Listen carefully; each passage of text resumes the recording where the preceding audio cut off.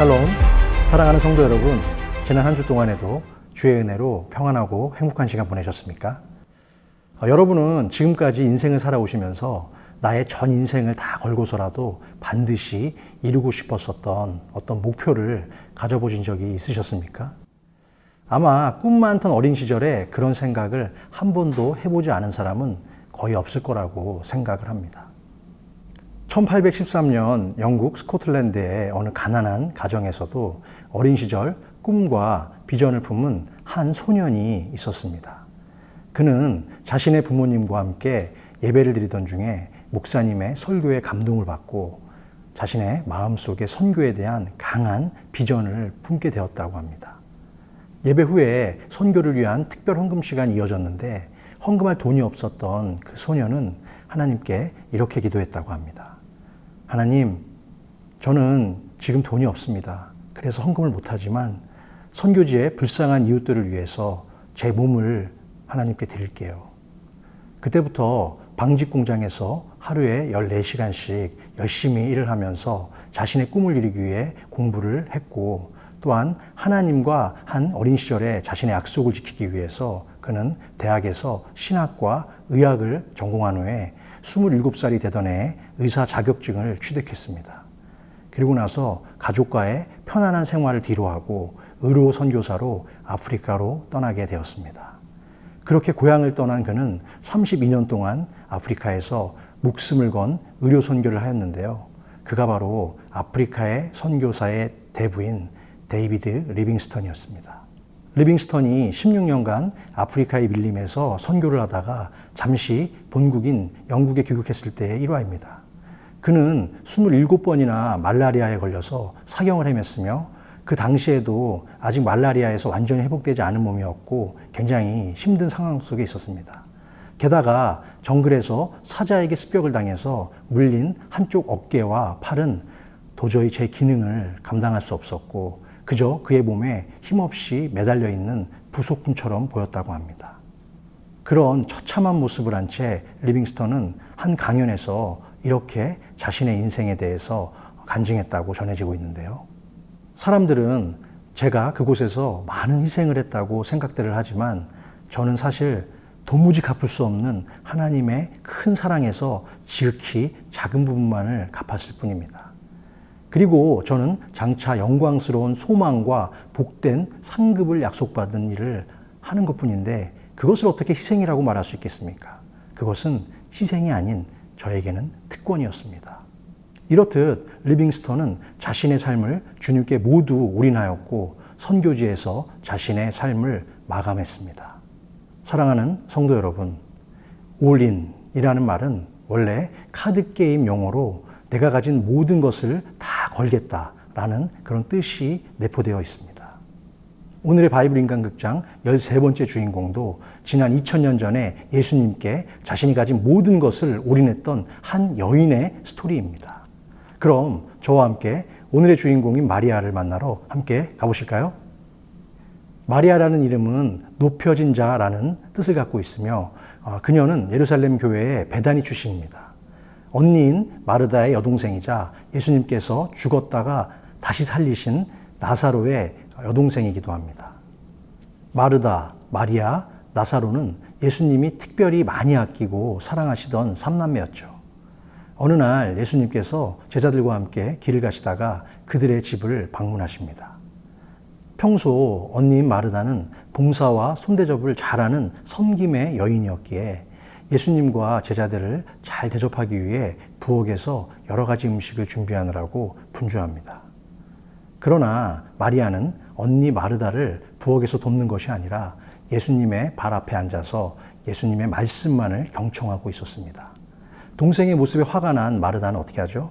예수님께 따지죠. 주님, 제 동생이 나 혼자 일하게 두시는 것을 생각하지 아니하시나이까? 그를 명하사 나를 도와주라 하소서. 라는 간청을 합니다. 마리아는 주의 말씀을 사모하고 갈급하는 자였으며 다른 어떤 일보다 주님의 말씀을 경청하는 것이 그녀의 가장 최우선 순위였습니다. 여러분의 우선순위는 어디에 있으십니까? 육의 양식입니까? 아니면 영의 양식입니까? 물론 육의 양식을 잘 섭취하여 건강한 몸으로 주님께 잘 봉사하는 것도 너무나 중요하죠. 그러나 그리스도인이라면 적어도 우리의 몸을 위한 육의 양식보다는 영의 양식을 더 사모하고 소중히 여겨야 할 줄로 믿습니다. 마리아는 무엇이 자신에게 가장 중요한지를 알았기에 자기가 가진 모든 것을 주님께 드려도 아깝지 않을 참 믿음을 소유한 여인으로 기록이 되었던 것입니다. 오늘 본문 요한복음 12장 1절에서 3절을 한번 읽어보겠습니다. 6월절 엿새 전에 예수께서 베다니에 이르시니 이곳은 예수께서 죽은 자 가운데서 살리신 나사로가 있는 곳이라.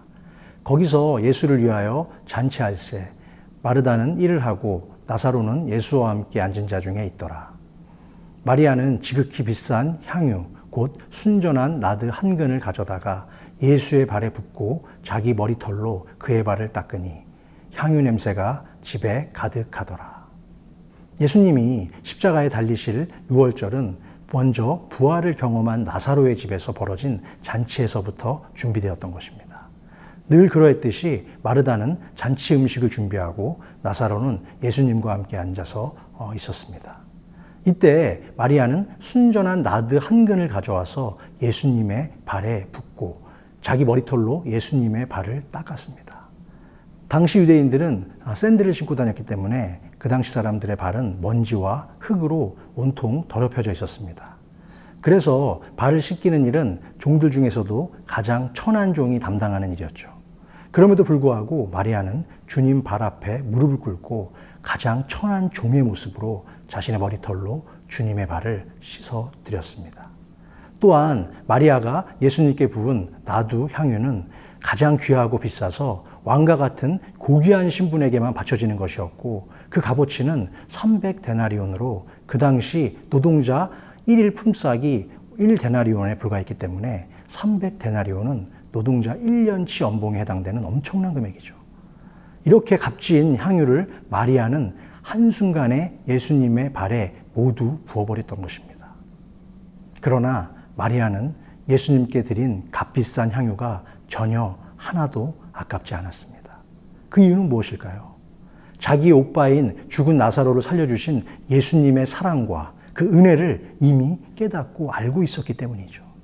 생명을 주관하시는 분이 바로 예수 그리스도이심을 그녀는 확실히 알고 있었던 것입니다.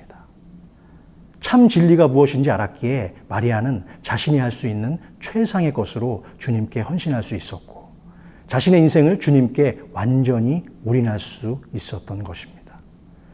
예수님은 마리아의 헌신을 자신의 장례를 준비한 행동으로 해석하시고 칭찬해 주시며 이렇게 말씀하셨죠.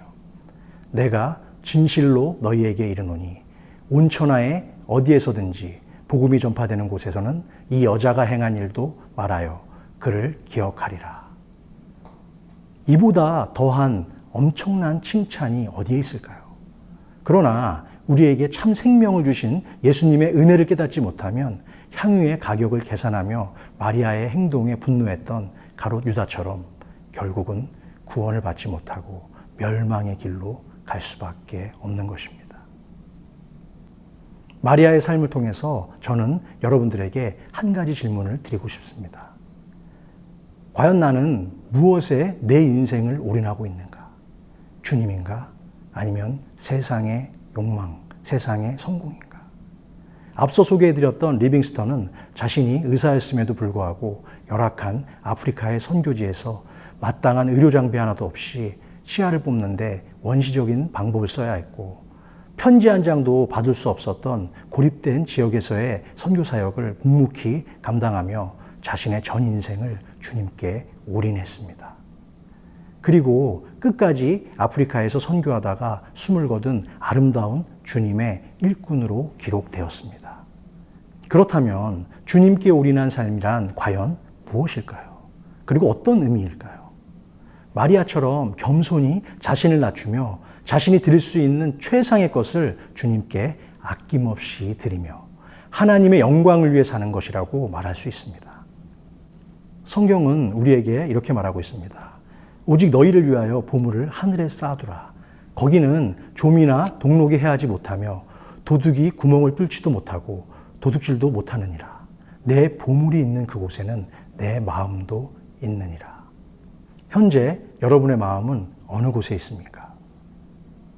그럼 남은 한 주도 주님의 은혜와 사랑으로 날마다 승리하시며 또한 은혜 가운데 모든 것을 주님께 올인하는 여러분 되시기를 간절히 축원하고, 다음 이 시간에는 제14화 비겁한 기회주의자 본디오 빌라도 편으로 여러분 곁에 다시 찾아뵙겠습니다. 그때까지 안녕히 계십시오. 감사합니다.